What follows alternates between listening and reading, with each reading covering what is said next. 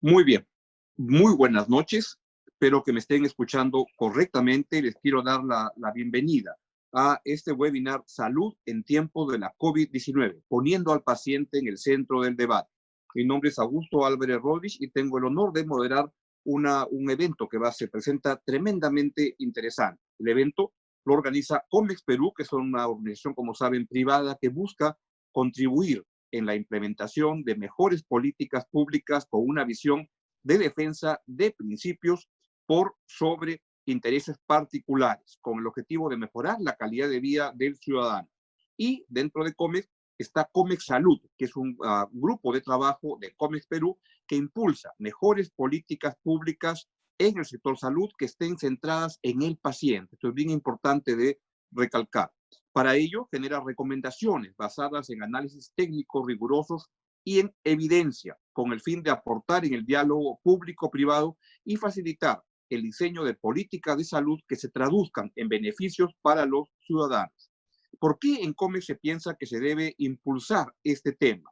Porque evidentemente, y no hay un momento más apropiado para hacerlo como este, en el cual se ha puesto a prueba los sistemas de salud en el Perú ante una pandemia tremenda. Primero, porque la salud es un derecho fundamental que debe garantizarse, de modo que el crecimiento económico se traduzca en una mejor calidad de vida. Asimismo, en segundo lugar, una reforma integral del sector salud solo va a ser posible si es que el sector público y el sector privado trabajan de manera colaborativa. Tercero, existe un gran margen para la colaboración público-privada en el sector de la salud. El sector privado puede sin duda contribuir con mejores prácticas en aseguramiento, logística, capacitación, innovación en tratamientos, entre otros. El sector privado es un aliado del Estado y así debería entenderse. Cuarto y por último, la pandemia ha evidenciado la necesidad de incorporar el tema de salud como una prioridad en el debate público para poder abordar de manera urgente temas que han sido postergados por tantos años en el Perú. Estos son los temas que vamos a conversar en esta noche y vamos a tener la suerte de tener 3 exposiciones muy interesantes donde va a estar en primer lugar el señor Pablo Yarmuch, gerente general de la Clínica Internacional, quien se va a referir hacia un real aseguramiento universal de la salud en favor de los ciudadanos. En segundo lugar, va a exponer el señor José Ignacio Beteta, quien preside la Asociación de Contribuyentes del Perú, y él va a exponer sobre a dónde va el dinero de los contribuyentes.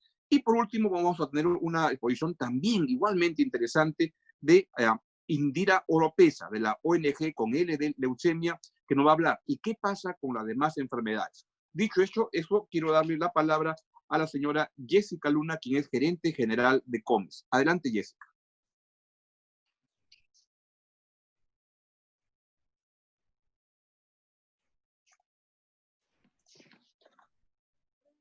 ¿Me escuchan? Perfectamente. Bueno, muy buenas tardes a todos. Bienvenidos y muchas gracias, Augusto, por el pase. Agradecer a todos los que nos acompañan esta noche.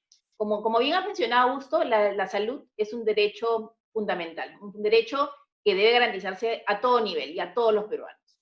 Solamente de esta manera vamos a poder asegurar que este tan ansiado crecimiento económico se traduzca de manera verdadera en una mejor calidad de vida para todos los peruanos. Y quiero compartir con ustedes algunos datos que nos deben preocupar a todos como ciudadanos y que muchas veces no conocemos. Por ejemplo, respecto al tema de aseguramiento universal, ¿ustedes sabían que el 21% de los peruanos no cuentan con ningún tipo de seguro? Y se acuerdan que el año pasado el gobierno anunció que... No sé si me escuchan, creo que estoy teniendo problemas. Jessica, se te escucha muy bien. Sigue adelante. Sí, creo que el video no está funcionando.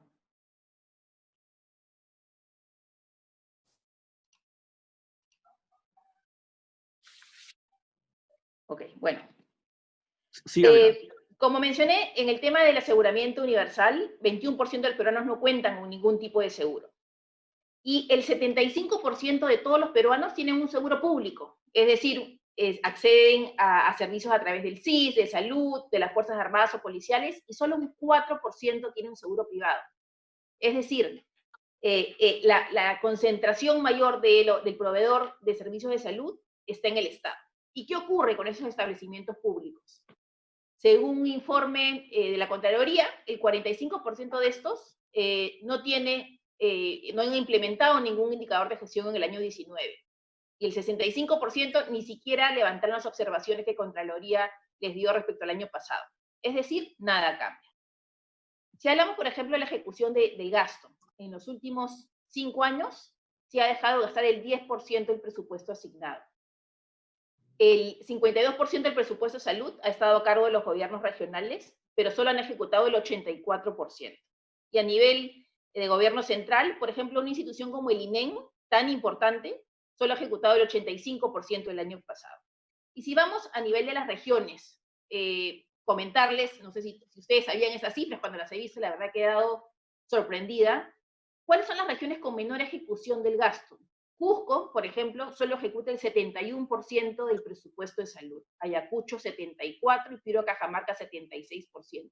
Acá no es un tema de recursos, sino es un tema de ejecución del gasto, y José Ignacio Beteta más adelante va a ahondar en ese sentido. Otro tema que nos debe preocupar a todos los ciudadanos es el tema de innovación. ¿Sabían ustedes que en el Perú demoramos hasta 18 años para adquirir medicamentos innovadores? Hay un proceso muy lento de adopción de nuevos tratamientos. Un ejemplo muy concreto. La introducción oportuna del trastuzumab, que es un medicamento para el cáncer de mama, habría evitado probablemente en el Perú más de 2.600 muertes. Este medicamento fue aprobado para su uso en Estados Unidos en el año 98, recién en el Perú fue adquirido en el año 2016, señores, así como es inaceptable poder tener acceso a estas cifras, más de 18 años para lograr que nuestros pacientes tengan un tratamiento que ya se está usando en otras partes del mundo y que ha sido probado como efectivo. Otro tema, acceso a medicamentos. Tanto se habla del tema de las medicinas, este mercado farmacéutico. Es el sector público el mayor participante del mercado farmacéutico en unidades. Ellos compran el 80% de las medicinas en el país. 80%, señores. Las farmacias, solamente el 18%. Sin embargo, 1 de cada 2 pacientes que recibe una receta médica en una consulta en un establecimiento público, va a CIS, va al MINSA o va a Salud, no recibe sus medicamentos o no la recibe de manera íntegra. ¿Qué tiene que hacer? Sacar de su bolsillo dinero y comprarlo en una farmacia, y probablemente porque no tenga los recursos termina muchas veces comprando medicamentos adulterados e ilegales con ese grave perjuicio que eso conlleva. Es increíble, pero en el 2019 el 10% del presupuesto para vacunas no fue utilizado. El 17% del presupuesto de medicamentos no fue utilizado. Nuevamente es algo inaceptable, y es el sector público el mayor comprador de medicamentos en el país. Y el último punto de unas cifras que quería compartir con ustedes es la brecha de profesionales y la falta de planeamiento de presupuesto para personal. En el salud hay una brecha de 9.000 profesionales de enfermería y 5.000 médicos. Y en el MINSA, 16.000 especialistas. Y para darles una idea de dónde estamos, el benchmark internacional sugiere que deben existir 5 médicos por cada personal administrativo. ¿Saben cuántos tenemos en el Perú? En el MINSA, 1 médico por cada 2 administrativos. En las Fuerzas Armadas, en la sanidad de las Fuerzas Armadas y policiales, 1 médico por cada 5 administrativos. Es decir, las prioridades están al revés. Y existe un copamiento de esas instituciones por la burocracia antes que por el personal médico, que debe ser el que esté en la primera línea de la batalla. Por tanto, con estas cifras que probablemente los hayan alarmado tanto como a mí, y que los ciudadanos tenemos que tener acceso para conocer y estar informados sobre lo que ocurre en el sector salud, lo que deja evidente es que urge una reforma integral del sistema de salud. Y para poder construir esto, necesitamos trabajar juntos, sector público y privado, como ha mencionado Augusto. Tenemos que construir un sistema que genere igualdad de oportunidades, una cobertura amplia, estandarizada y sobre todo que promueva la innovación. Y es por eso que desde COMEX, ya hace algunos años creamos este comité COMEX Salud, que lo que busca es contribuir con propuestas, este diálogo público-privado, basado en evidencia, de un análisis técnico riguroso, pero sobre todo, que es muy importante, la defensa de principios por encima de intereses particulares. En COMEX Perú estamos convencidos que esta es la manera de cómo el sector empresarial tiene que contribuir al desarrollo económico y social del país. El año pasado, en noviembre, presentamos la hoja de ruta del sector salud, un aporte a las instituciones públicas para construir un sistema que se centraba en el paciente, que eso es lo más importante, tener al ciudadano en el centro. La pandemia ha evidenciado los problemas estructurales del sector. Estos problemas y estas cifras que les he mencionado han quedado evidentes en la actual coyuntura de crisis sanitaria. Pero no podemos quedarnos en el lamento, en la crítica, sino aprovecharlo como una oportunidad única para hacer de una vez por todas una profunda reforma del sector. Y esta realidad que he compartido es la que nos motiva para contribuir desde COMEX Perú con propuestas para hacer realidad una reforma del sector que pongan al ciudadano por delante. Muchas gracias y espero disfruten el evento de hoy con información muy interesante que van a compartir nuestros invitados. Gracias, Augusto.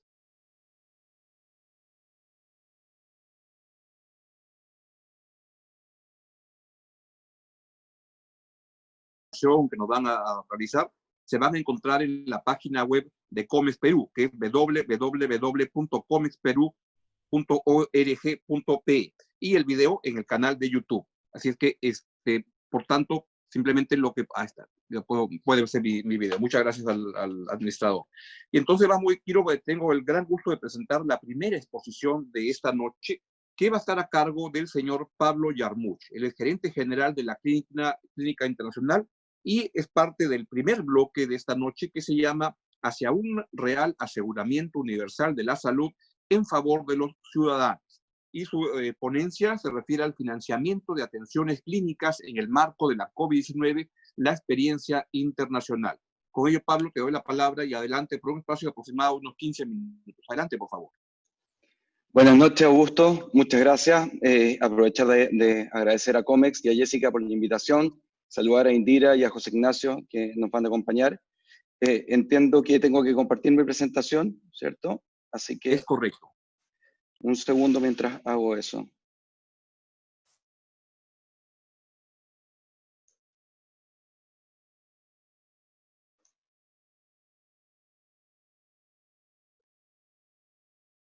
Ya está por presentarse la ponencia del señor Pablo Yarmuch, gerente general de la Clínica Internacional. Va a poner la presentación, sí. Y el título de la ponencia, como ya les dije, es Financiamiento de atenciones clínicas en el marco de la COVID-19, la experiencia internacional, y es parte del bloque Hacia un real aseguramiento universal de la salud en favor de los ciudadanos.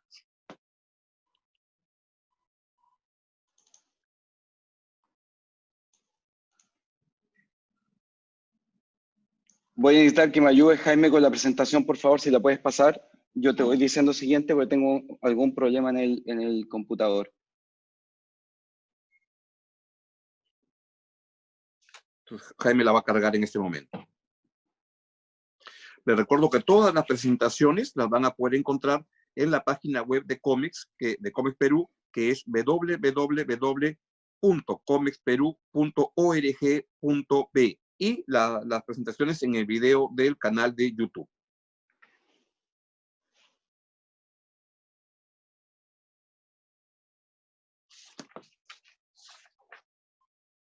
Le voy comentando que luego de esta primera presentación, ahí está. Listo. Pablo, todo tuyo. Perfecto, muchas gracias. Vamos avanzando. La siguiente, por favor. Bueno, partir avisando que traté de hacer un enfoque lo más simple posible, tratando de aprovechar las experiencias y las grandes enseñanzas que nos ha dado esta pandemia. Creo que estas crisis son una tremenda oportunidad de pensar diferente, de reinventarse y de arreglar una serie de problemas que pueden haber estado en el medio ambiente, que uno los percibía, pero no los podía abordar por no priorizarlos. Y me parece que hay lecciones bien importantes que pasan más allá de un modelo macroeconómico. Siguiente, por favor. Lo primero es partir con una analogía que tiene que ver con la economía y la vida. Hemos escuchado mucho populismo de los sectores políticos principalmente, que hablan de que se privilegia la economía o la vida en una pandemia, que hay que proteger a los ciudadanos, etc. Sin duda, pero la forma de proteger a los ciudadanos no es hablando de una dualidad entre la economía y la vida, porque son caras de la misma moneda, no van por carriles independientes. La pobreza mata personas, los recursos necesarios son necesarios para formar médicos, para construir hospitales, para inmunizar a la población, para tener tratamiento de aguas servidas, un dolor bien grande que tenemos en el país, para mejorar la calidad de la alimentación, etc. El crecimiento económico es el factor principal que incide en la esperanza de vida de un país, ¿ya? Por eso la esperanza de vida en Singapur es de 85 años y en Somalia es de 59. Esa brecha se debe al desarrollo del país y de la economía, lo cual es absolutamente clave para desarrollar una buena calidad de salud. Siguiente, por favor. Y pasa lo mismo con el aseguramiento y el acceso. Se pueden imaginar que la necesidad de medicina, de atenciones médicas de la población de Somalia no debe ser muy diferente a la población de Singapur, ¿ya?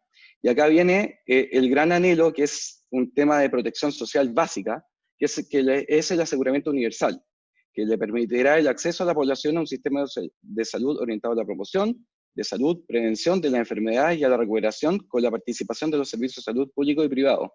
De este modo se amplía la oferta de salud, se protege a las familias de los riesgos del empobrecimiento que conllevan las enfermedades. Porque uno de los grandes dolores que hemos vivido ¿es posible enfermarse sin quedar en la bancarrota en países en vía de desarrollo? Sabemos que en los países en desarrollo esto se logra, pero en Latinoamérica es posible. Lo voy a responder con la presentación. Siguiente.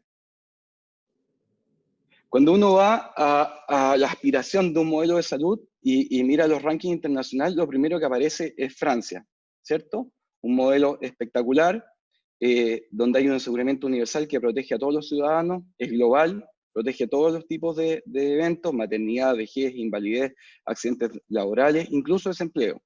Es solidario porque es colectivo, hay un financiamiento colectivo que es a través de los impuestos, el Estado financia el 70% de las enfermedades, los seguros privados complementan el 30% de los copagos, y en los casos de enfermedades catastróficas, ese 100% es cubierto incluso por el Estado. ¿Qué características tiene Francia? Tiene un gasto per cápita en salud mayor a $5.000, que es el 11,2% del PIB. En la capacidad hospitalaria tiene 650 camas por cada 100.000 habitantes, lo cual es 4 veces más la cantidad de camas por habitante que tiene Perú. Por habitante, ojo, no en cantidad de camas absoluto, lo cual hace aún más dramático.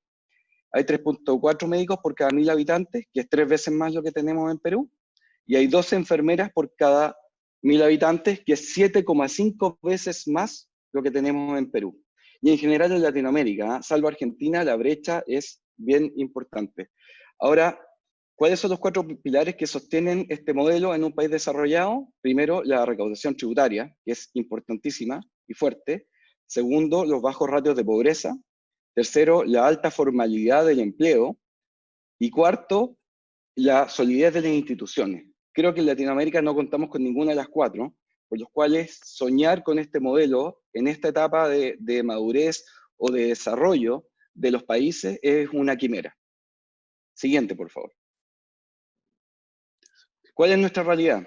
El gasto per cápita en Perú, la última medición que se hizo en 2017, estaba en 5%, que es el más bajo, uno de los más bajos de la región, incluso por debajo del de Bolivia, que si bien ha venido creciendo, en 10 años pasó del 4,4 al 5%, en la región creció de 7,5 a 8,8, o sea, además creció a pesar de que el país ha tenido un crecimiento sensacional, espectacular en 20 años.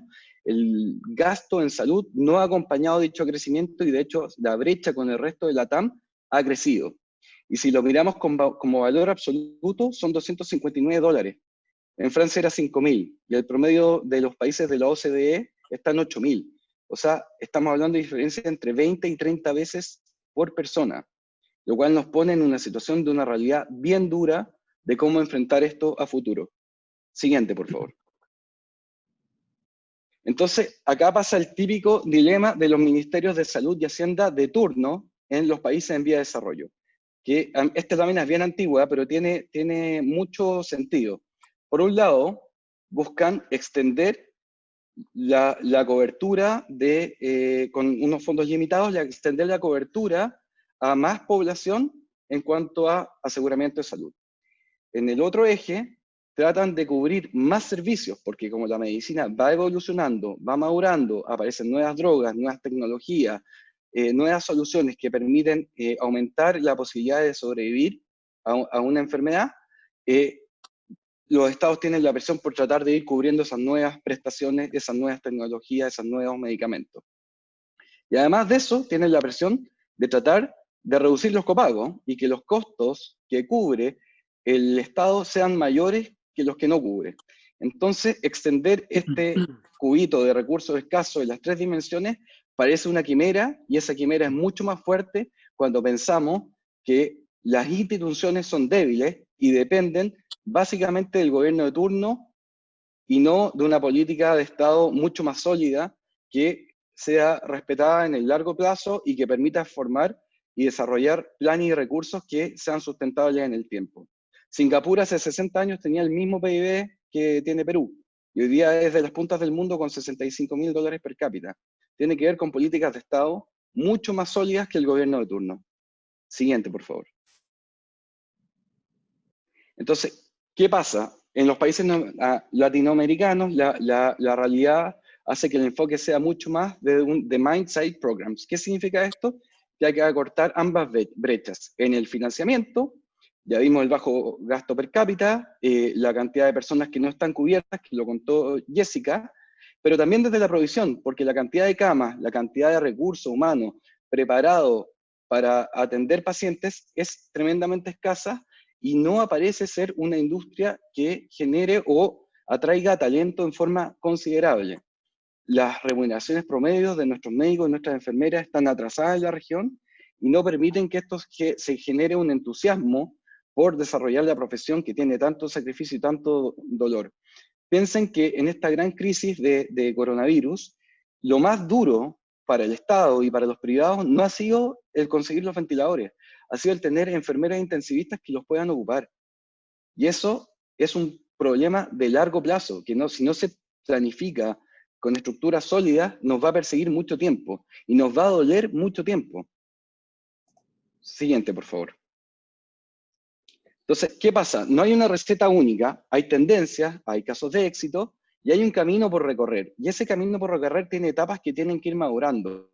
No podemos pensar en que queremos ser Francia mañana, pero sí podemos pensar que queremos serlo en 10 años más. Y para ello hay que trazar un camino que tiene un montón de quick wins y ganancias que nos pueden hacer madurar bastante. Hay que invertir en crear y potenciar las instituciones y un poquito tener esto de políticas de Estado mucho más sólidas, que no sean tan sensibles a quien está gobernando en el momento. Separar el rol del Estado entre prestación y aseguramiento. Se ha cuestionado la integración vertical. Yo creo que la integración vertical, sobre todo en el mundo privado, tiene muchos beneficios, podemos discutir después cuáles, pero en el Estado, por supuesto que genera una falta de foco en cómo establecer los recursos para potenciar una estrategia. Hay que generar sin duda mecanismos de interacción entre el público y el privado. José Ignacio va a conversar después harto del caso de Colombia. Yo les quiero terminar esta presentación contando algunas cosas de Chile, pero pensemos que en Colombia el 80% de la casuística la resuelven los privados y en Chile el 52%. Y en Chile hace 15 años era el 30%. Y ha ido creciendo en un ecosistema de reglas claras, de confianza mutua y de sostenibilidad en los acuerdos, que permite que vía mecanismos de pago, concesiones, etcétera, los ciudadanos sean los grandes beneficiarios de un sistema de salud que se potencia y madura con el paso del tiempo. Y finalmente, desarrollar talento, tener un plan de largo plazo. No puede ser que tengamos la escasez de enfermeras que tenemos, no puede ser que tengamos la escasez de médicos que tenemos. Si uno abre ese ratio de 1.2 médicos por cada 10.000 habitantes por provincia o por especialidad, ya la realidad pasa a ser dramática. Y pasa a ser un dolor crónico en un país que tiene todo el potencial, tiene un empresariado de lujo, tiene instituciones potentes, que tiene que crecer y tiene que madurar, y para lo cual requiere un sistema de salud fuerte, que ante la próxima crisis de este tipo, de una pandemia tan radical, permita salir más rápido jugando y de esa forma no generar la pobreza que nos está generando esta gran crisis. Siguiente, por favor. La última lámina muestra un ranking de los sistemas de salud, y ahí pueden ver Francia, que está número 1, y están los colores. y nuestro color está en naranjito, estamos en el percentil 20 a 40, solo mejor que África y que algunas partes de Asia, pero ven que hay un par de verdes en la región. Ya les dije, José Ignacio va a ahondar en Colombia. Yo les quería tocar un poquito el tema de Chile, que es un país que tiene tremendos problemas, tiene un sistema de salud que todavía tiene mucho por desarrollar, que viene saliendo o está en medio de una crisis social gigante, el estallido de octubre del año pasado, pero el tema de la cobertura del COVID se resolvió en un día. Y se resolvió en un día tomando figuras y leyes que ya existían, reglas del juego ya aplicadas. Primero que nada, el gran financiador público, que es el FONASA, que es el seguro estatal, le compra a las clínicas privadas vía GRD y no a costa de las clínicas privadas, que es una gran diferencia, y paga a tiempo, y paga bien. Segundo, los seguros privados, al Estado decretar la emergencia como, la enfermedad, perdón, como catastrófica, se ven obligados a activar una cláusula que tienen en sus pólizas que se llama CAEC, que es que la enfermedad es catastrófica, con lo cual el consumidor tiene como un copago máximo, $4.500, que le paga a su aseguradora en hasta 60 cuotas, ¿ya? Y como esto ha sido tan fuerte socialmente, la mayoría de las aseguradoras optaron por dejarlo en copago cero, tal como el buen ejemplo que ocurrió en Perú, con las grandes aseguradoras que han dado el ejemplo y han dado copago cero a sus asegurados. Y finalmente hay un gestor de cama central, que es el encargado de ubicar a los pacientes en cada clínica en una sola red. Es independiente si es un hospital público, si es una clínica privada de nivel A, B o C, donde hay una UCI disponible, se ubica el paciente, para el paciente es absolutamente transparente, y de esa forma se genera un ecosistema que realmente protege financieramente a los ciudadanos y además los protege entregándoles una salud de calidad al alcance de todos.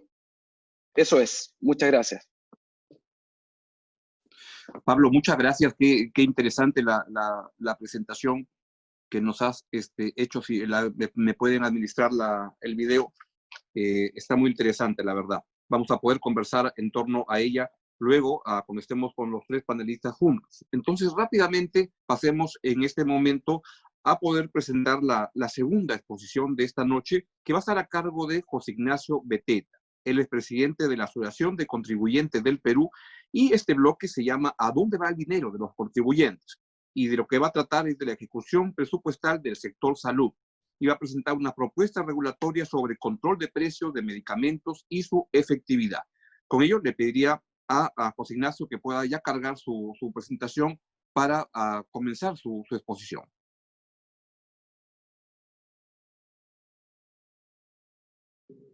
¿Se me escucha? Muy bien, solo falta que la pongas en modo de presentación. Sí. Estupendo, adelante. Excelente, muchas gracias a Augusto, gracias Pablo, Jessica, Indira y a Comex por este evento. Voy a marcar mi tiempo para no demorarme más del tiempo que me han dado. Yo empiezo con una reflexión, digamos, que creo que cae madura, y es las peleas y los conflictos y los tremendos alborotos que han habido entre privado y Estado. Démosle su peso y su balance, porque estamos en una situación muy crítica. Y yo lo que pienso es lo siguiente, y con esto empiezo. Esta crisis, esta pandemia global, bizarra, histórica, ha visibilizado mucho más las carencias, los desaciertos, las dificultades del sector estatal, y también las carencias, los desaciertos del sector privado frente a lo público. Lo público no es lo estatal, lo público es lo público, nos compete a todos. Todos estamos comprometidos con el interés público, con el bien público, con las cosas públicas. Los privados tienen intereses públicos y solucionan problemas públicos, y el Estado, por su lado, soluciona o debería solucionar y atender problemas públicos. Lo público es de todos, lo público no es lo mismo que lo estatal. Entonces, esta situación ha evidenciado la problemática de ambos, ¿no? De ambos sectores, del Estado y del privado. Y hay que entenderlo también para no sobredimensionarlo. Dicho eso, digamos, efectivamente, mi tarea es un poco hablar desde la mirada de los contribuyentes, de los ciudadanos, ¿no? No del sector privado y no del sector estatal. Y lo primero que me hacía pensar esta presentación que me pidieron eran estas lamentables coincidencias que estamos viendo ahora, porque hemos hablado mucho de informalidad en tiempos de COVID, ¿no? De COVID-19, y también hemos hablado mucho del sistema de salud. Cuando uno ve esta gráfica muy sencilla que les he preparado, hay algo que salta a la vista, ¿no? El sistema estatal se encarga aproximadamente el 95% de la salud, del aseguramiento, entre comillas, y resulta que la cantidad de microempresas informales o formales que existen en el país supera, digamos, el 96% de todas ellas.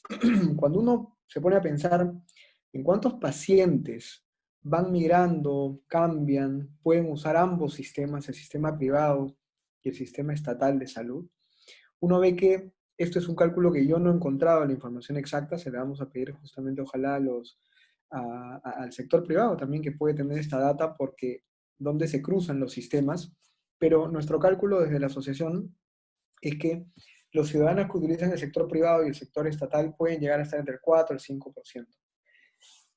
Los ciudadanos que solamente cotizan con el sector privado, que tienen una póliza de seguros en el sector privado, no alcanzan el 0.5%. Y fíjense que cuando uno va a ver el tamaño y la formalidad, digamos, de las empresas, uno encuentra números muy similares. ¿Esto qué nos dice? Esto nos dice que en el Perú la informalidad es sinónimo de una mala salud. La precariedad de la salud se da en esos sectores informales, populares, desatendidos, que no están dentro del sistema. Y mientras más formalidad, y mientras más, obviamente, también tamaño y riqueza de las empresas, la salud también mejora. Con lo cual, cuando los analistas un poco más tirados hacia la izquierda, antiempresa, hablan de desigualdad y de inequidades, digamos, en la salud, no les falta razón. Es verdad, es evidente, hay una desigualdad en la prestación de la salud tremenda. Pero fíjense que uno de los denominadores comunes es qué tan integrado a la formalidad estás. Mientras más formal eres, mientras más has desarrollado oportunidades para crecer económicamente como empresario, como trabajador, tus posibilidades o tu sector, digamos, tu servicio de salud es mucho mejor. Y hay cientos de estadísticas que evidentemente muestran que la salud privada es mucho mejor que la salud estatal. Ahora, aquí la pregunta que cae madura, más allá de la coincidencia que uno puede encontrar entre estas cifras, es, ¿nos quedamos tranquilos con esto? ¿No? ¿Nos quedamos tranquilos con esa situación? Y la respuesta es no. ¿No? Pero son distintas las problemáticas. Y acá hay una confusión en este contexto del COVID, para mí, confusión generada a propósito o confusión espontánea por falta de información. Los problemas del sistema de salud estatal son distintos a los problemas del sistema de salud privado. Y esos dos sistemas, en su cruce, en el intercambio que tienen en el medio, ese intercambio también tiene problemas. Y cada uno de estos espacios que hay que arreglar del sistema de salud del país necesita distintas soluciones. Las soluciones no son las mismas. Y por lo tanto, para poder tener estas soluciones, ¿no? Se requiere un diálogo, del cual más adelante vamos a hablar entre todos los actores. Ahora, a mi parecer, y me han pedido que haga la presentación, entonces la hago, digamos, con mi opinión, digamos, responsable, en la problemática del sistema de salud, todos tenemos una cuota de responsabilidad, todos los actores que han estado involucrados tienen una cuota de responsabilidad, pero, como lo mencionaba Jessica al inicio, hay un principal responsable, porque el que pone las reglas del juego, el que tiene al 95% de los pacientes, el que efectivamente abastece de 8 de cada 10 o de 7 de cada 10 medicamentos a los peruanos, es el Estado. El Estado no es una entidad abstracta, el Estado está conformado por funcionarios, pero son funcionarios que tienen sistemas, procesos, burocracias, trámites. ¿Qué ha pasado con ese Estado? es algo que hay que analizar a fondo, porque ahí hay una serie de problemas enormes. Y van por todos lados, por el temor de los funcionarios, por las dificultades que tienen por la burocracia, también por la ideología, definitivamente, por la sindicalización del sector salud. Es un sector absolutamente sindicalizado, hay muchos intereses de que no cambie, porque la gente que está ahí gana muchísimo dinero y además lo gana de manera a veces ilegal y corrupta. Y se han acostumbrado a eso durante décadas. Uno de los síntomas de que el sistema está muy mal es que no se ejecuta efectivamente el presupuesto que se tiene. No se puede ejecutar, es imposible. No hay época en la que se ejecute bien. Es increíble. Estando en una crisis tan grave, ¿no es cierto? Y estas son las cifras del 24 de junio. Hoy día las hemos actualizado al 6 de julio y ha subido 2%. Entonces, súbanle 2% a estas cifras. Del presupuesto COVID para la emergencia más grande que hemos tenido en la historia del país en términos sanitarios, han habido más de 2.000 millones de soles destinados solamente al sector salud, no se ha ejecutado más del 30% en 120 días. ¿Cómo es posible eso? Bueno, es posible porque nuestros mecanismos de contratación y de compras están absolutamente oxidados, burocratizados, engrasados por todos lados.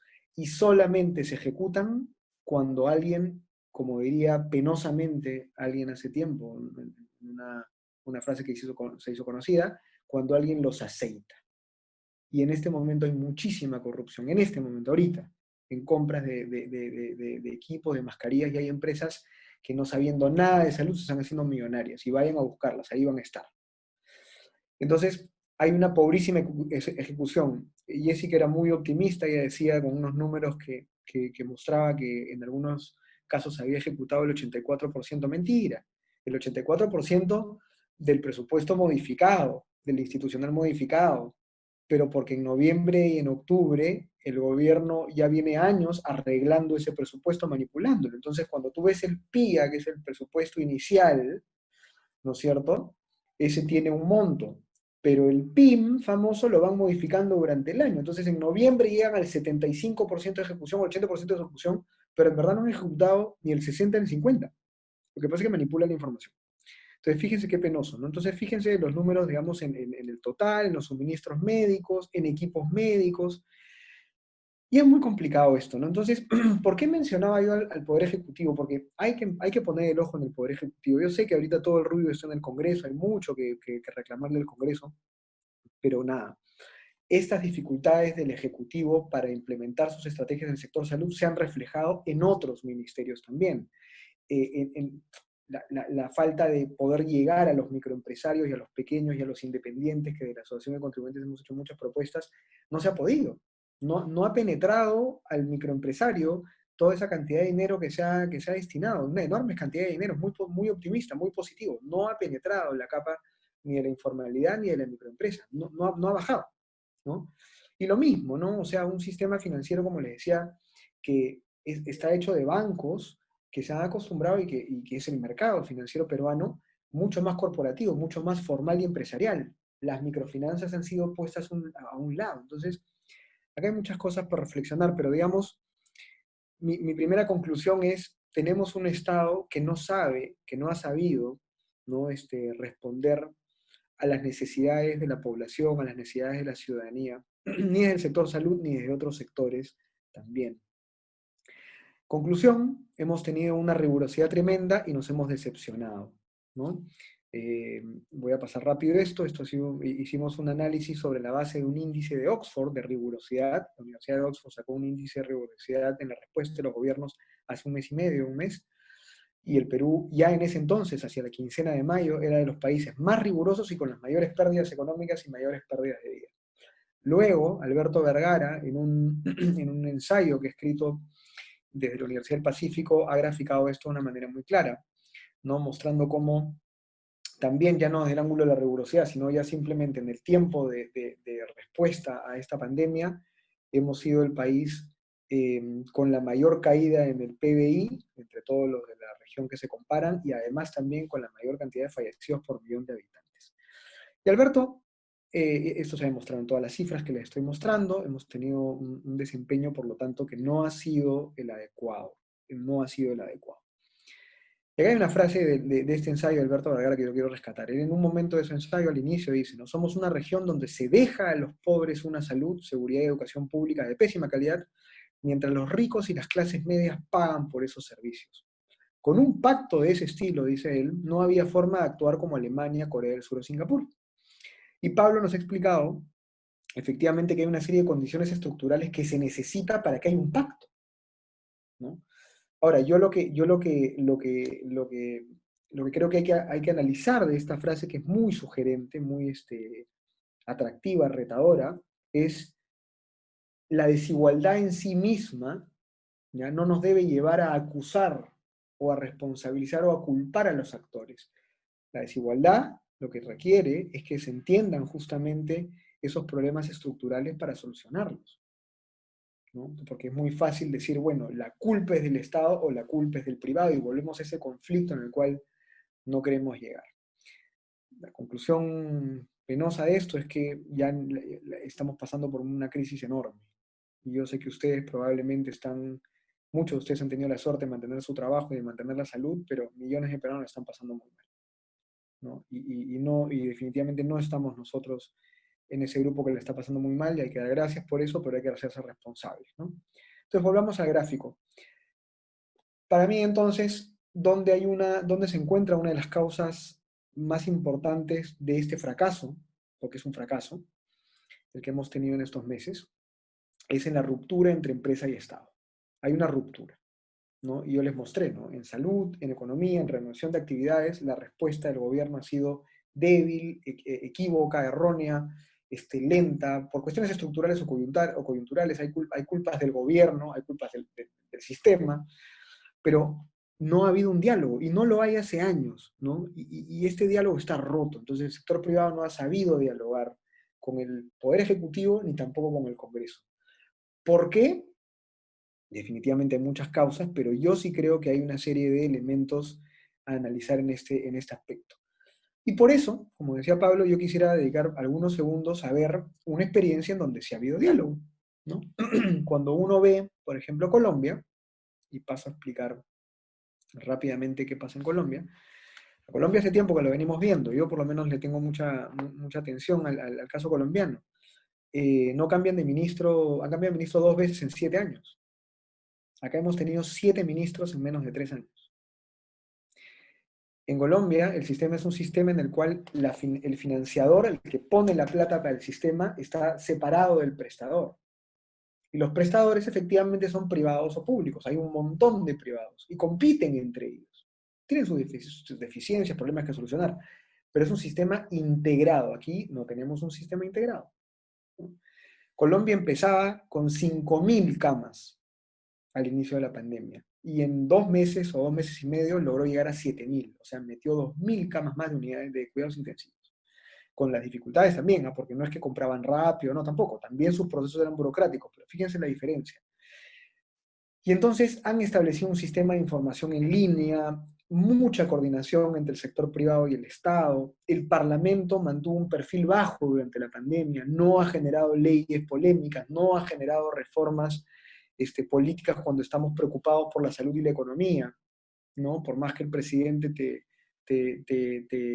ponga el palito, digamos, o te haga pisar el palito, no se ha metido en ese debate. Han mantenido un poco más el centro del debate en la pandemia, y las cuestiones estructurales, ojo, de ellos tampoco son muy buenas. Tenían narcotráfico, tenían violencia, tenían una informalidad del 50%, una migración venezolana que llegó casi a los 2 millones de personas. Entonces, no vamos a poder decir, no, es que Colombia es otra realidad. No, Colombia ha tenido mucho pasado de informalidad, de violencia y de dificultad en formar una institucionalidad. Pero fíjense su sistema de salud. Y entonces, acá viene un poco la crítica, y con esto voy terminando. Cuando vemos qué ha pasado en estos meses, problemas distintos. Sistema privado tiene sus propios problemas, sistema estatal tiene sus propios problemas, el intercambio, la conexión entre ellos tiene sus propios problemas. ¿Cuál es la solución? Intervengamos a los privados, controlemos los precios, controlemos las clínicas. Y en algunos casos se habló, digamos, de algunos países, ¿no? Se mencionaba Chile, Irlanda, y no es posible, pues, comparar una intervención del Estado en las clínicas privadas peruanas con una intervención del Estado en otros países. Aquí en el Perú, el sector privado pues no atiende, como les decía, ni al 4% de la población, y eso, a mucho menos, mientras que en otros países el sector privado es mucho más amplio, alcanza mucho más población. Y en Chile pues se habló de que sí, se intervino las clínicas, y por WhatsApp todo el mundo hablaba de la intervención de las clínicas privadas, y en verdad pues lo que se hizo fue poner de director a una persona en una clínica, pero mientras tanto se estaban licitando 10 hospitales a través de alianzas público-privadas, que aquí se han dejado paradas hace 10 años. Tenemos 2 hospitales con APPs muy exitosos en el promedio, y hace años que estamos esperando alguna APP más de hospitales de alianza público, Estado-privado, que son muy positivas, se pueden hacer muy transparentes, no se hacen. Entonces Chile no es un buen ejemplo de intervención, así que no lo usen. Y en el caso irlandés, perdón, es un país cuyo sistema de salud no es tan bueno. Para empezar, tiene muchos problemas, es de los peorcitos, entre comillas, que hay en Europa, pero el sector privado atiende casi el 64% de la población. Entonces, claro, intervenir el sector privado en Irlanda era traer consigo 2.000 camas y una buena cantidad de profesionales de la salud. La intervención se hizo con el consentimiento de las clínicas, y muchas clínicas no consintieron. Entonces, no podemos ser tan simplistas, tenemos que ser mucho más realistas, ¿no? ¿Dónde están, para mí entonces, rápidamente las reflexiones? Un Estado como el que tenemos nosotros en este momento, con tanto poder y con tanto dinero que no lo sabe usar bien, sin relaciones saludables con el sector privado, no va a poder generar una ruta de desarrollo para el país, y por lo tanto no va a poder reformar el sistema de salud. Entendámoslo bien. Lo segundo es, esta ruptura entre empresa y Estado constituye una de las principales causas del fracaso en la estrategia. Y de verdad sí creo que ha habido, acá tenemos que ser muy conscientes de esto, mucha gente interesada en que esta ruptura se dé, en enfrentar al Estado y al privado. Porque ganan, pues ganan los que tienen una ideología antiempresa, ganan los que están en el Estado y quieren quedarse enquistados, ganan los políticos porque ganan popularidad. Entonces no agrandemos el problema, sino más bien pensemos quiénes buscan generar. Y luego, claro, hay que pensar en soluciones para cada uno de los temas: el sistema estatal, el sistema privado, que tiene problemas y hay que solucionarlos, y también el intercambio entre estos dos. Volviendo a Colombia, hay una experiencia ya que se llama ProAntioquia, es una fundación colombiana, en donde los empresarios grandes, medianos, pequeños se juntan entre ellos, grandes y pequeños. Aquí eso no ocurre, están divididos, y además se juntan con los gobiernos regionales y locales, no con el gobierno nacional, porque ahí es mucho más burocrático y más dificultades. Se juntan con los gobiernos regionales y locales, y forman fundaciones. Esta ProAntioquia es para la región de Antioquia en Colombia. Ojalá se puedan hacer experiencias parecidas de unión entre empresarios grandes y pequeños y con el Estado en sus entidades locales en otras regiones del país, en Arequipa, en Cusco, en Piura, porque hay que empezar en las localidades, hay que empezar fuera de Lima, hay que empezar fuera del gobierno nacional, hay que empezar a reconstruir esa relación privado-Estado en las regiones, en la cancha, donde la gente sufre, ahí donde está la gente. Ahí me quedo, muchas gracias.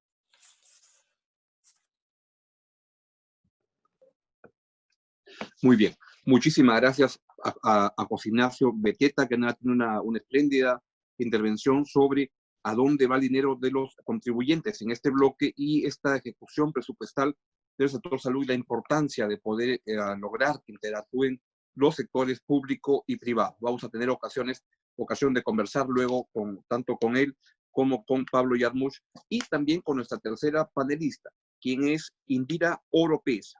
Indira nos va a hablar del acceso a los medicamentos y tratamientos no COVID-19 en el marco de este bloque que se titula ¿Y qué pasa con las demás enfermedades? Con lo cual, Indira, te pediría si puedes ir cargando tu presentación para que puedas pasar a exponer sobre la misma, y tiene un elemento y un valor testimonial esta presentación que es particularmente importante, y por eso les pido prestar mucha atención, al igual que las dos intervenciones previas de Pablo Yarmuch y de José Ignacio Beteta. Y entonces, no sé si ya pueden, Indira, ahí está, va a cargarse. Hola, Augusto. Gracias, Indira. Sí. Si puedes darle modo de presentación para que se presente, Listo. se amplíe la pantalla. A ver. Abajito. Ahí está. Listo. Ya Adelante. está. Todo tuyo. Bueno, ya creo que han hablado del sistema de salud desde bastantes Indira, perspectivas. antes que sigas, dale para que pueda ampliarse la presentación y se pueda ver mejor en el modo de presentación, que es el Ya está en último. modo de presentación. No, creo que arriba tienes que ponerle primero habilitar edición, ese cuadradito plomito, Oh, a para que ver, te lo espera. permita. Sí, si no se va a ver muy pequeño y va a molestar lo de la parte izquierda de la pantalla. Arriba, Un minuto. sí, dale modo, el archivo está protegido, sí, habilitar, y luego de Listo, habilitar, listo. A ver, ya se está dale, compartiendo todo. ahora sí dale modo presentación. A ver. Listo. Ahora No sí, tan... Perfecto, adelante Indira. ¿listo? Bueno, como les decía, creo que ya se ha hablado bastante sobre el sistema de salud desde diferentes perspectivas. Y de lo que yo quiero hablar hoy día es desde la perspectiva de los pacientes. ¿Cómo es que los pacientes vemos el sistema de salud, tanto privado como estatal? Bueno, tengo que comenzar contándoles un poquito de mi historia. En mi caso, mi nombre es Indira Oropesa. Me diagnosticaron leucemia en el año 2013, cuando tenía 20 años. Fui trasplantada en el año 2016, trasplantada de médula. 2017 tuve falla de diferentes órganos debido al trasplante. Y ahora mismo tengo una enfermedad degenerativa que está ligada a mi trasplante de médula. En estos 7 años, yo me he tratado tanto en el sector privado como en el sector del Estado. Y la verdad es que viéndolo desde mi perspectiva, que me he tratado tanto en clínicas como en hospitales, bueno, son ciertas todas las historias de terror que cuentan sobre el trato en los hospitales del Estado. No, tiene sus cosas buenas. ¿Y es tan perfecto el lado privado de las clínicas? No, tampoco, porque tienen también sus fallos. Y la verdad es que me ha parecido bastante interesante todo lo que han estado diciendo tanto Pablo como José Ignacio, porque el sistema de salud en realidad sí tiene que cambiar.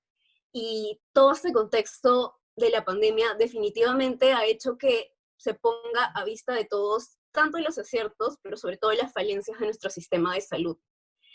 Ahora mismo muchas personas sienten miedo porque no saben si es que se van a enfermar y encontrar camas, no saben si van a poder encontrar las medicinas, no saben si van a poder pagarlas, no saben si los van a aceptar en un hospital, si los van a aceptar en una clínica.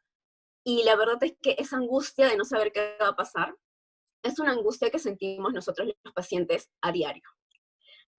Yo soy la creadora de un blog bastante grande que se llama Con L de Leucemia. Es el primer blog latinoamericano en el que se habla sobre cáncer desde la perspectiva del paciente. Y cuento con la comunidad más grande en Latinoamérica de pacientes tanto oncológicos como de enfermedades raras. Y es gracioso, ¿no? Porque todo esto que, como les digo, ustedes están pasando en este momento, la angustia, el no saber qué va a pasar, es algo que los pacientes vivimos absolutamente todos los días. No se imaginan, desde hace 4 años que llevo trabajando con pacientes y de verdad que no se imaginan la cantidad de veces que me han escrito pacientes diciéndome, ¿sabes qué? No puedo encontrar una cama, o están cubiertos, por ejemplo, por el CIS, pero el CIS no les da las medicinas y ellos no cuentan con los recursos para hacerlo. Y algo de lo que hablaba Pablo también es que se puede llegar a empobrecer una familia o una persona después de un diagnóstico de alto costo, como por ejemplo es el cáncer. Sí, se puede empobrecer y es lo que normalmente pasa.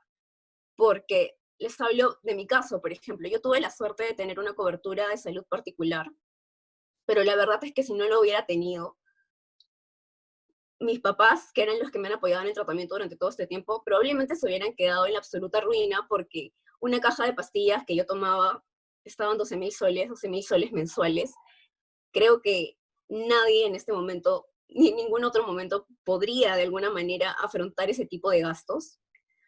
Por otro lado, también tenemos el problema de que el sistema de salud está bastante centrado en Lima. Todos los tratamientos de enfermedades complejas están aquí. Y eso también ha presentado un gran problema en este momento de la pandemia.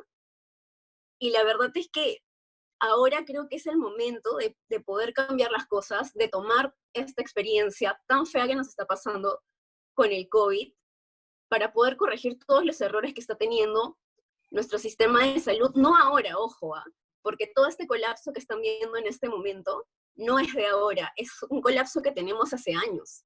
Es un colapso del que los pacientes hemos venido hablando mucho, pero no se nos ha escuchado, y probablemente no se nos ha escuchado porque no todos pasan lo que nosotros pasamos todos los días. Y bueno, como asociación con L de Leucemia, hemos llevado a cabo un primer proyecto, que ha sido una encuesta nacional dirigida a pacientes oncológicos, para saber cómo es que ha tenido un impacto en la pandemia dentro de sus tratamientos. Y esto es lo que les quiero mostrar en este momento. ¿Qué dicen los resultados preliminares de esta encuesta a nivel nacional que hemos realizado? Una de las primeras preguntas que hicimos fue esta. Desde el inicio de la cuarentena en el Perú, ¿ha tenido problemas para acceder a servicios de salud relacionados con su diagnóstico oncológico en su centro de salud? Y están viendo este gráfico de PAI, el 73% de peruanos, porque aquí estamos considerando Lima, provincias y Callao, el 73% ha presentado problemas para acceder a todo lo que son servicios de salud, es decir, consultas, tratamientos, como por ejemplo quimioterapias, radioterapias, operaciones, 73%, imagínense. Otra de las preguntas que hicimos fue, desde el inicio de la cuarentena en el Perú, ¿ha tenido problemas para acceder a servicios de salud relacionados con su diagnóstico oncológico en su centro de tratamiento? Aquí tenemos el cuadro de Lima y Callao y otros departamentos. En Lima, el 59% de personas respondieron de que han tenido problemas para acceder a tratamientos de salud relacionados con su diagnóstico oncológico.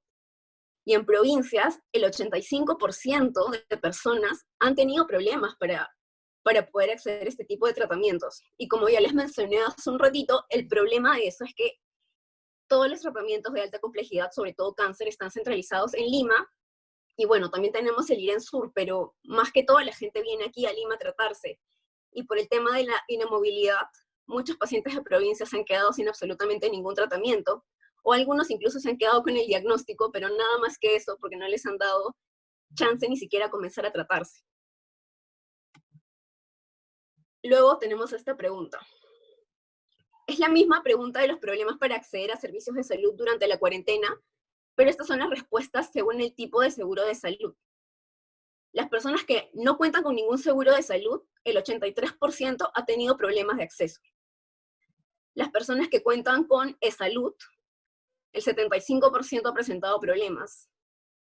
De las personas que cuentan con SIS, el 53% ha presentado problemas, entre todos el más bajo. Y para las personas que contamos con seguro privado, el 73% ha presentado problemas, que es bastante curioso en realidad porque se supone que el seguro privado es el que brinda una mejor atención a comparación del estatal.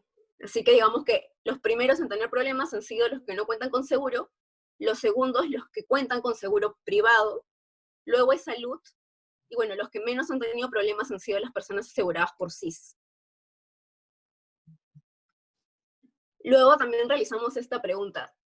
Antes del comienzo de la cuarentena en el Perú, ¿ha presentado problemas para acceder a servicios de salud relacionados con su diagnóstico? Esta respuesta es según el departamento en donde llevan el tratamiento. Y bueno, en Lima y Callao, el 35% de personas ha presentado problemas para acceder a servicios de salud antes de la cuarentena. Y en otros departamentos, el 29% de personas también ha presentado problemas para acceder a servicios antes de la cuarentena y antes de la pandemia.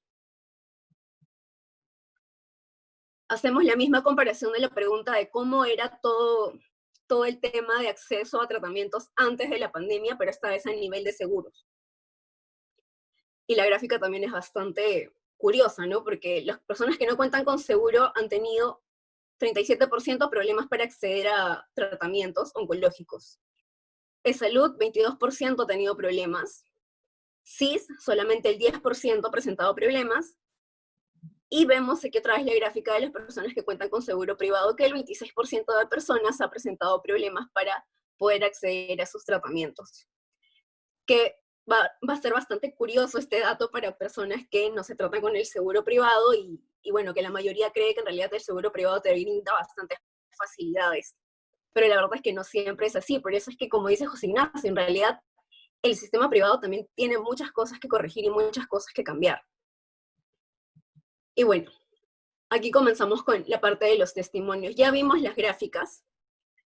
Para serles sincera, muchas de las personas que no han podido acceder a servicios de salud durante la cuarentena nacional, muchas han fallecido, muchas estaban en un cáncer que estaba bastante controlado, pero al no recibir tratamiento y no estar chequeándose a cada momento que era necesario, han recaído. Y la verdad es que muchas veces ver gráficas y ver números es fácil, es bastante digerible. Y a veces cuando vemos muchos números y muchas estadísticas, nos olvidamos que detrás de esos números hay personas. Esos números tienen nombres y apellidos, son padres, son madres, son hijos, son personas. Así que, si bien ya les enseñé las gráficas, quiero enseñarles algunos casos particulares de personas que han llenado la encuesta, que bueno, algunas han tenido momentos buenos con el sistema de salud y otras han tenido momentos malos, pero más que todo, como les digo, lo que quiero destacar es esto, que los números, las encuestas, no solo son números, son gente. Y bueno, aquí les presento el caso de Rodrigo Málaga. Rodrigo fue diagnosticado con leucemia en su último año de colegio, pero gracias a una buena gestión de salud pudo ir a Miami para poder recibir la médula de un donante anónimo que estaba ubicado en ese país. Hoy en día Rodrigo está bien y pudo graduarse del colegio. Ese es, por ejemplo, un caso de éxito en el sistema de salud. Aquí tenemos a Rodolfo Vilela. Rodolfo fue diagnosticado con leucemia, pasó por un trasplante de médula ósea. La enfermedad de injerto contra huésped ligada a este trasplante se le complicó bastante, y la falta de comunicación, coordinación y burocracia demoraron el acceso al tratamiento que necesitaba Rodolfo para salvar su vida. Rodolfo falleció el mismo día que aceptaron darle el tratamiento, después de buscarlo por meses. Yo conocí este caso bastante de cerca, y el problema fue que en realidad el sector público y el sector privado no tuvieron suficiente coordinación y comunicación como para poder lograr darle a tiempo un tratamiento que definitivamente iba a salvar su vida, que también es algo que se tiene que corregir. Y por último, les quiero presentar el caso de Violeta Solórzano. Violeta fue diagnosticada con un tumor en el útero y su cirugía fue programada para unos días antes de ser declarada la cuarentena nacional. No le dieron opciones. Violeta continuó yendo al hospital en donde se trataba por emergencia y lo único que hicieron fue darle paliativos debido a la cuarentena nacional. Violeta falleció el 18 de mayo en espera de su cirugía. Y eso es lo que ha pasado con la mayoría de pacientes que no han logrado acceder a un tratamiento durante la cuarentena nacional. Y yo creo que este momento ya no es momento tanto de criticar o de buscar un culpable, porque creo que ya en este momento sería por las puras. Lo que creo que sí debemos hacer en este momento es sacar algo bueno de esta crisis, tomar todo lo que estamos aprendiendo, tomar los errores que se están cometiendo para no volver a cometerlos en el futuro, porque estos errores, sobre todo en el sistema de salud, cuestan vidas. Vidas de personas como Violeta, vidas como personas como Rodolfo, y se tienen que corregir. Pero la verdad es que yo confío bastante en que toda esta situación en la que nos encontramos ahora nos va a ayudar para en un futuro comenzar a mejorar nuestro sistema de salud. Tal vez no en 2 o 3 años, pero tal vez en 10. Y estoy segura de que vamos a poder cambiarlo. Gracias. Indira, muchas gracias por tu valiosa y conmovedora presentación que nos permite cerrar esas 3 exposiciones que hemos tenido y además nos permite, luego de las muy interesantes intervenciones de Pablo y de José Ignacio, ponerle el foco, que es el foco en el cual Comex Salud plantea, que es poner al paciente en el centro del debate. Y es eso lo que vamos a poder conversar, intercambiando las experiencias y visiones de los 3 panelistas del día de hoy. Así que creo que si lo pueden colocar ya en pantalla a todos los panelistas sería bueno. Y poder ya pasar a la interacción. Y en esa línea yo quería comenzar la presentación recogiendo algunos de los comentarios que nos han hecho en el chat, y es empezar poniendo justamente el foco en las personas y que tiene que ver con varias de los comentarios que se han hecho. Y es cuál es la visión, y por ejemplo, empezar preguntándole a Pablo Yarmuch, como gerente general de la Clínica Internacional, cuál es la visión que tiene de los efectos de las integraciones verticales entre seguros y clínicas, teniendo en cuenta las experiencias internacionales, y un reportaje que vi en televisión este domingo, y si ese es un factor crucial que afecta, según ese argumento, los costos de las medicinas y las atenciones. Muchas gracias, Augusto, por la pregunta. Vi el reportaje y me parece que tenía un problema de foco bien grande, asociada el costo de las medicinas en las clínicas y en algunas clínicas en especial, con la integración vertical, cuando varias de esas clínicas no tienen ningún tipo de integración y cuando el problema de las medicinas está lejos de tener una justificación por ese lado. Mi opinión de la integración vertical, de hecho hay informes internacionales que se pueden seguir, que tienen un efecto gigante en todo lo que tiene que ver con prevención, educación, manejo de pacientes crónicos, etc. Mi opinión es que tenemos mucho por aprovechar todavía, pero que requiere reformas para que eso se potencie, porque si la cartera de una EPS se licita cada 2 años por un broker que está buscando algún deal económico, ¿cómo esa compañía de seguros va a invertir recursos en dicha cartera para generar prevención, educación y mecanismos de largo plazo que permitan prolongar la vida de sus afiliados y entregarles una mejor calidad de vida? Esas inversiones son estructurales y se hacen a lo largo del tiempo. Entonces, en la medida que los mecanismos de afiliación a un tipo de seguro, estatal o privado, sean más sustentables, más de largo plazo, la contribución de las personas a dicha compañía va a permitir, o a dicha institución, va a permitir generar programas mucho más sólidos, sustentables y que apunten a un montón de cosas. Los niños tienen problemas porque no tienen fierro, porque no se alimentan bien. Los problemas de obesidad también tienen que ver con educación. El agua potable es lo mismo. O sea, la vida va mucho más allá de una enfermedad puntual. De hecho, el 65% de las muertes se deben a enfermedades no transmisibles. Y las enfermedades no transmisibles se tratan con prevención y con educación, básicamente. Si a una mujer mayor de 40 años le hacemos una mamografía anual de control, la probabilidad de encontrar un BRAF1 es infinitamente superior que si no se hace ese control y ese BRAF pasa a ser 4. Y el costo de tratar de curar, porque el valor esperado es bien bajo, de un BRAF4 es 80 veces el de un BRAF1. Entonces, de todas maneras, el generar los mecanismos que permitan invertir en la prevención pensando en relaciones de largo plazo, van a mejorar la salud de la población.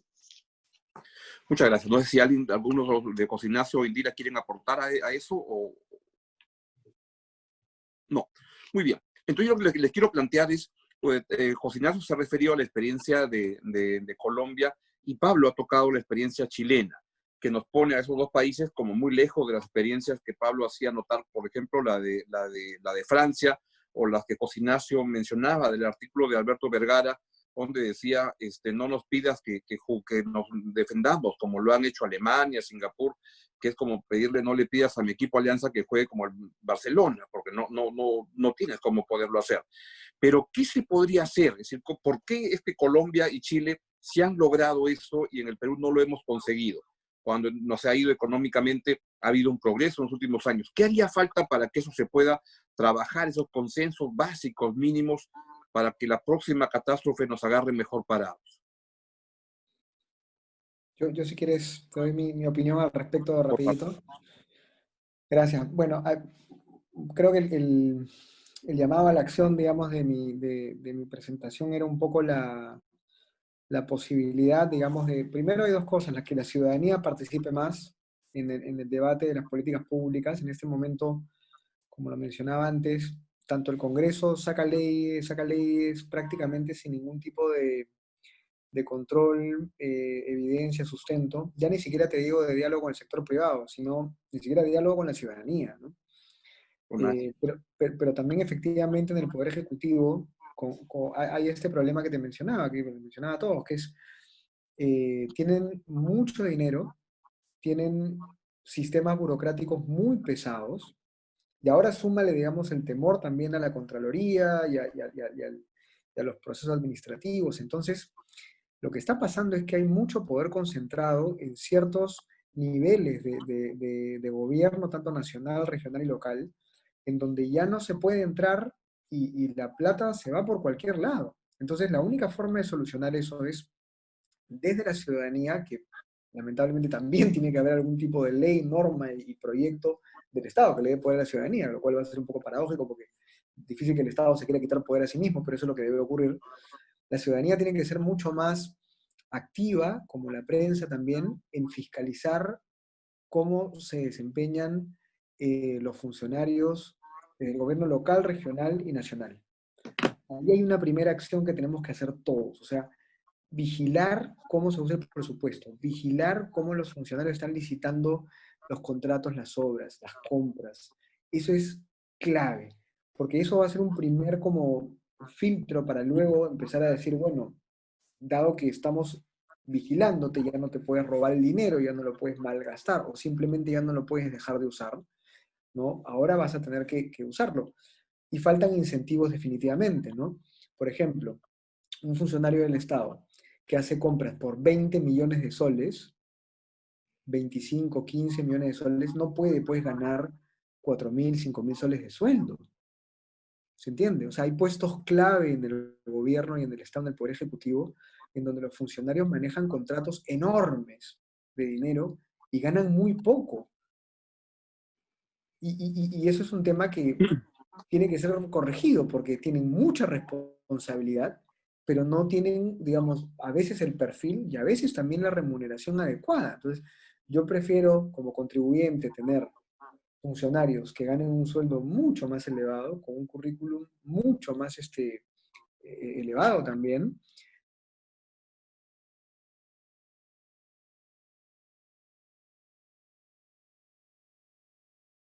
de efectividad y de eficiencia si es que usan bien su presupuesto. Que tengan variables, que en el Estado se puedan generar incentivos económicos a los funcionarios que realizan procesos de contratación transparentes y eficientes. Eso podría ser implementado y generaría un incentivo positivo y desincentivaría, perdón, que haya ineficiencias y corrupción. Son cosas sencillas, parecen, digamos, a mí me parece que puede haber gente que dice, no, eso no se puede por tal y tal razón. Tenemos que intentar cosas distintas, ¿no? Bien, Costinazo, muchas gracias. Indira, Pablo, ¿quieren aportar en esa línea? Pablo, desde la experiencia de qué puede haber permitido que en Chile tengan ese acuerdo básico, elemental, y que no existe, o cuál fue la clave para poder ir trabajando más rápidamente en la reacción a un mejor sistema de salud. Y a Indira plantearle la sociedad civil de qué manera puede presionar por esos cambios. Yo creo, Augusto, que lo primero es reglas claras y consistentes en el tiempo. El tener reglas claras y mecanismos de pago, en este caso GRD, hay muchos mecanismos de pago, todos tienen sus pros y sus contras, da lo mismo eso, pero establecerlo, mantenerlo, madurarlo y garantizar que los recursos están disponibles para que todos puedan trabajar bajo las reglas del juego claras que permitan conservar la confianza y potenciar las instituciones y de esa manera generar un ecosistema virtuoso. Interesante. Indira, ¿nos quieres comentar con respecto al papel de la sociedad civil para poder presionar por cambios en el sector que son tan urgentes como tu testimonio lo ha revelado? Sí, en realidad quiero resaltar sobre todo el tema de la participación de la ciudadanía. Creo que muchas veces como ciudadanos y como pacientes nos quejamos mucho del sistema, pero ¿qué estamos haciendo nosotros en realidad para cambiarlo? Yo creo que como ciudadanos tenemos que comenzar a informarnos, comenzar a educarnos, porque esa es la única manera en la que vamos a poder, como tú dices, meter presión para que cambie. Aparte, tengamos en cuenta de que si los funcionarios que están en este momento ahí es porque nosotros los elegimos. Entonces también deberíamos comenzar a aprender a elegir mejores funcionarios. Interesante.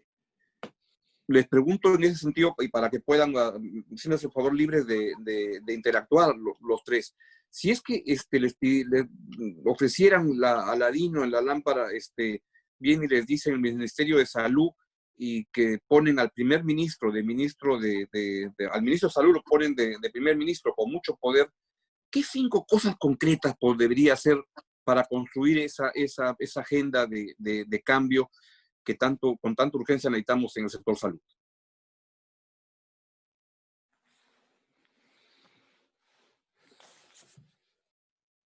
Bueno, comenzando por lo que en realidad trata este tema, de poner el paciente al medio, porque sinceramente el sistema de salud hoy en día, nuestro sistema de salud, no pone al paciente al medio. Creo que están involucrados varios intereses, menos el del paciente, y te lo digo porque, como ya les expliqué, me he tratado en el sector público, me he tratado en el sector privado, y la verdad es que muy pocas veces he sentido que de verdad el sistema se preocupa porque yo pueda recuperar mi salud y llevar a cabo todos los tratamientos. Y creo que hablo por varios pacientes, no solo por mí. Sí, a ver, hay una pregunta también ahí en los participantes que habla de un plan de acción, ¿no? ¿Cómo hacer un plan de acción? Exactamente. Sí, que tiene que ver con lo que dices. Mira, si me preguntas por 5 cosas, te diría recursos humanos en el sector salud. Está totalmente desordenado, hay pocos especialistas donde deben haber más, hay muchos donde no deben haber tantos. El tema de los administrativos que mencionaba Jessica, ahí hay una reforma de la legislación laboral en el sector salud. Lo segundo es, hay que separar al financiador del prestador. Hablan de integración vertical aquí en el sector privado, pero la integración vertical se da en el salud, se da en el MINSA también. El MINSA tiene un montón de dinero y a la vez también tiene hospitales que maneja con el dinero que él mismo maneja. Y su salud tiene un jefe que es elegido por el Ministerio de Salud. Entonces, ¿cómo supervisas a tu propio, al que te pague el sueldo, ¿no? Entonces, tiene que haber una separación de los fondos de salud, de dinero del Estado para el sector salud. Tiene que estar en un nivel, en un área distinta al área de los prestadores, que son los que manejan la plata, porque eso es lo que genera eficiencias. Y no voy a decir 5, pero la tercera definitivamente tiene que ver con esta transparencia en el diálogo con el sector privado. Hablando de Francia, en Francia, por ejemplo, los laboratorios se sientan en la mesa con el gobierno a comprar y a vender, digamos, medicamentos innovadores, cotizan, hacen precios, digamos, de descuento cuando compran más, y todo es transparente. Se sientan en la mesa abiertamente, miran la eficacia del medicamento, la calidad del medicamento, luego van al precio. Y lo conversan abiertamente. Y los laboratorios se pueden sentar en la mesa. Aquí no, aquí se cierran. Es como que hay muchísimo. ¿Y eso qué genera? Genera oscuridad, genera justamente los negocios debajo de la mesa, ¿no? Entonces, esa transparencia en el diálogo entre el Estado y el privado tenemos que habilitarla y sin miedo, porque obviamente van a haber muchos intereses para que no ocurra, ¿no? Porque hay gente a la que le interesa que se mantenga esa oscuridad. Tiene que haber un contacto directo entre los laboratorios, las clínicas, con el Estado, con las autoridades competentes, abierto. Eso solucionaría muchas cosas también. Pablo, ¿cuál es tu punto de vista? Sí, quería complementar con un par de puntos. Yo creo que el primero, y puede ser una quimera, pasa por hacer gestión en vez de política. ¿Y por qué? Porque cuando hablamos de intercambio prestacional tiene que ser en serio. Y el en serio tiene que ver más allá de las reglas del juego y lo que ya tocamos, con todo este quilombo que se formó en los medios por el intercambio prestacional para licitar solamente 15 camas o 15 pacientes, mejor dicho, desde el CIS derivado al sector privado en todo lo que queda de pandemia, parece casi ridículo. O sea, y esos pacientes que tienen que ser derivados de un hospital base del Estado, donde están en la reja afuera y no pueden ingresar porque está colapsado, porque si van directo a la emergencia de una clínica no les cubre. Entonces, cuando le traspasamos el problema financiero de una pandemia catastrófica, que es una enfermedad, como bien dije, catastrófica desde el punto de vista de los recursos que ocupa, se la traspasamos al paciente o al privado para que se haga cargo de eso, al prestador, estamos desconociendo el rol principal del Estado, que es hacer el aseguramiento universal de la población. Todos los contribuyentes pagamos desde nuestros impuestos, desde nuestra renta, a salud todos los meses. ¿Y qué pasa? ¿Dónde está eso? ¿Dónde se ve la eficiencia? Porque claro, esta es una enfermedad catastrófica y no se transparenta los costos, es cosa de hacer un benchmark. ¿Por qué el Estado en Chile paga 3 veces más por una UCI que acá, a los privados? Porque tiene que ver con garantizar estándares de calidad. El 2,7% de los pacientes se han muerto en una clínica privada y se han hecho cargo del 21% de la prestación. En cambio, el 70% se ha atendido en el sistema público y se ha muerto el 80% ahí. Entonces, cuando relativizamos la calidad, claro, porque si pones una enfermera intensivista cada 10 camas, tu resultado clínico es muy diferente cuando pones una enfermera cada 2 camas, que es lo que dice la norma internacional. Entonces, cuando hablamos de hacer medicina, hablemos en serio, con los medicamentos serios que hay que ocupar, no cualquier cosa, con los EPP correctos para los médicos, para que no se mueran. Nosotros hicimos donaciones a de salud y a Iquitos de EPP porque los médicos se estaban muriendo. Colegas de nuestro cuerpo médico estaban falleciendo porque no se podían proteger. Nosotros de lo que más nos preocupamos es proteger a nuestro personal, y eso no es gratis. Cada EPP vale 300 soles diarios, nosotros consumimos 1.400 mascarillas N95 diarias, hemos hecho donaciones al Estado, hemos donado incluso ventiladores, etc. Entonces, acá se cuenta una parte de la historia, poniendo al privado como el mercantil, el desgraciado, pero la verdad es que en el privado hemos salvado médicos del Estado, hemos salvado el 25% de nuestros pacientes han sido del Estado y el Estado ha pagado cero por ello. Se arma una ley de intercambio prestacional insuficiente y se desconoce el derecho a la vida de los ciudadanos y se traspasa la responsabilidad a una empresa privada que está a cargo de sanar vidas y no de asegurarlas. Entonces, yo creo que lo primero pasa por eso, a ponerse los pantalones largos y armar un sistema de intercambio prestacional serio, mirando modelos cercanos que nos pueden hacer madurar y dar un salto cuantitativo. Y otro, probablemente importante, tiene que ver con una central de compra. Todos queremos comprar más barato. Medicamentos, equipamiento médico, equipos de alta tecnología, etc. A todos nos interesa, pero no está disponible esa plataforma. Sería maravilloso. Muchas gracias, Pablo. Y quisiera en ese momento invitar a ver si es que Jessica Luna seguramente tiene algo que comentarnos respecto a lo que estamos hablando en ese momento. Jessica, adelante. Hola, Augusto, gracias. Quería complementar con un par de comentarios para responder tu pregunta, de si tuviéramos esa lámpara mágica, y un poco volver a las palabras iniciales que di en el evento. O sea, creo que aquí el tema de innovación es fundamental, ¿no? Una vez que pongamos justamente al paciente en el centro de toda esa discusión, donde la prioridad sea salvar al paciente, darle el mejor tratamiento que hay en el mundo, y poder adaptarnos y poder tener acceso a ese tratamiento, ahí es que estamos realmente mostrando que nuestra intención y que el centro de todo es el paciente, y en el Perú eso no existe. En el Perú hay muchos otros intereses, hay intereses políticos, hay intereses particulares que están detrás. El tema de innovación es fundamental. Y lo segundo, que lo mencioné también, es el tema de indicadores de gestión, ¿no? La Contraloría, año tras año, saca informes sobre cómo ve el sistema de monitoreo de los hospitales y cómo ha levantado observaciones. Pero acá en el Perú no pasa nada. O sea, hacen mal las cosas y nadie es responsable de ese tema. En una clínica privada, el que no cumple con los indicadores de gestión se va.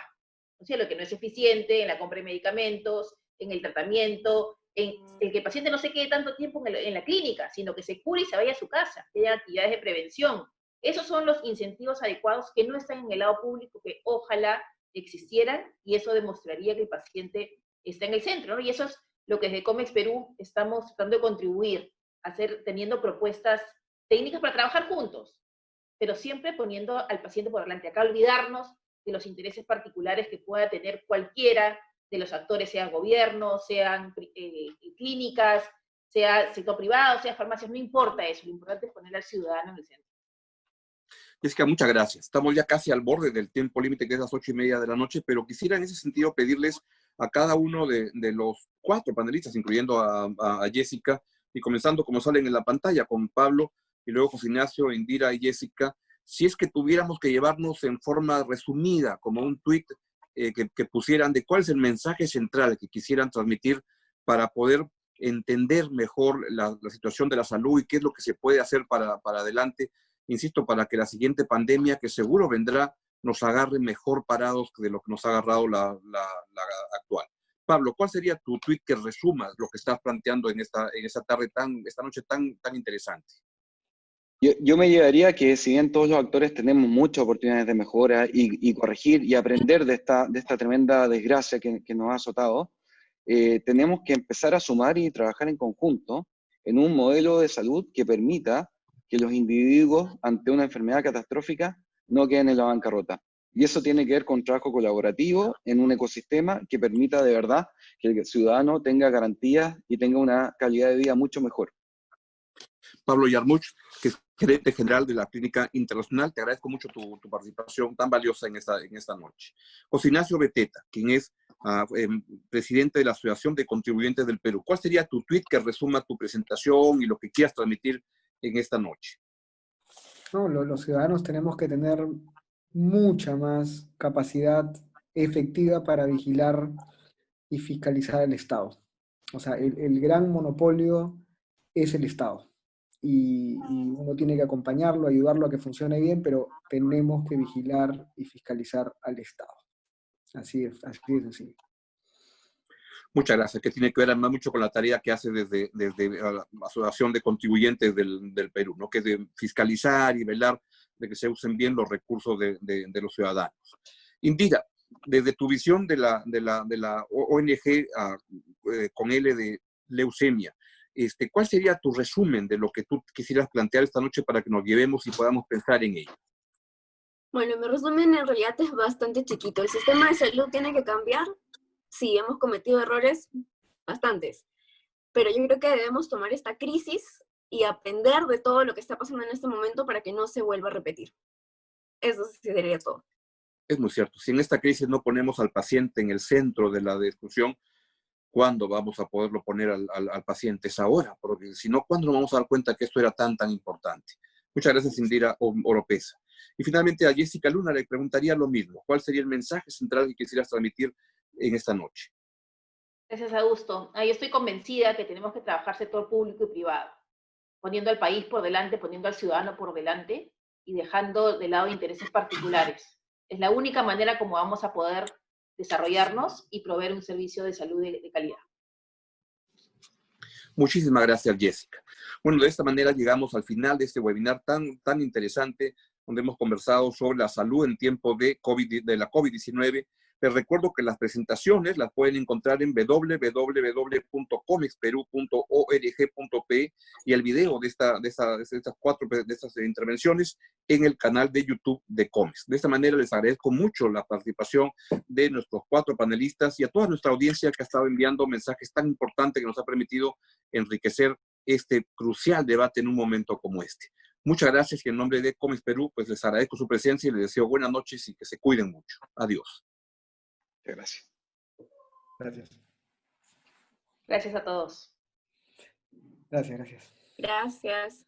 Gracias.